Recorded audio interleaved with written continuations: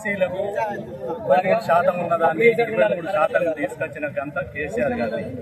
బీసీలకు అన్యాయం జరుగుతుందని రాహుల్ గాంధీ గారు దేశమంతా పాదయాత్ర చేసుకుంటూ కామారెడ్డి డిక్లరేషన్లో 42% బీసీలకు చేయాలని వాగ్దానం ఇచ్చి రేవంత్ రెడ్డి గారి కాంగ్రెస్ ప్రభుత్వం వచ్చినాక వెంటనే అసెంబ్లీలో చట్టం చేసి గవర్నర్ గారికి పంపించడం జరిగింది, రాష్ట్రపతి గారికి పంపించడం జరిగింది.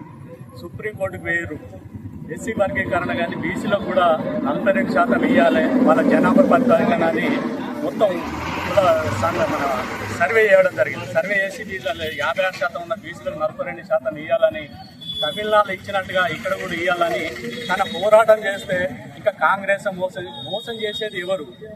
కాంగ్రెస్, టీఆర్ఎస్, బీజేపీలు మోసం చేస్తుంది. 9th షెడ్యూల్లో పెట్టాల్సిన బాధ్యత ఎవరిది?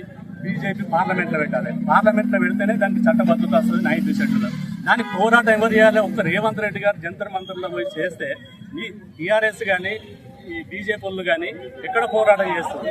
ఇక్కడ మద్దతు ఇచ్చి ఇక్కడ మాది ఎక్కడ పోతుందో, మా పార్టీ ఎక్కడ పడిపోతుందో, రేవంత్ రెడ్డికి పేరు వస్తుందన్న ఉద్దేశంతో ఇలా దొంగ దీక్ష చేస్తున్నారు తప్ప బీసీల మీద ప్రేమతోటి కాదని బీసీ సంఘాలు, బీసీ కుల బాంధవులు అందరూ గమనించాలని. ఇది పార్లమెంట్లో బీజేపీలు 9th షెడ్యూల్లో పెట్టే వరకు బీసీ పోరాటాలు ఆగద్దు. పిలిపించిన బీసీలందరూ ఐక్యమై రోడ్డు మీదకి రావాలని. ఈ అవకాశం ఇక ఇప్పుడు తప్ప మళ్ళా రాదు. అందుకని పిలిపించిన బీసీ సంఘాలు రావాలని ఇలా పాల్గొన్న బీసీ సంఘాలందరికీ కృతజ్ఞతలు.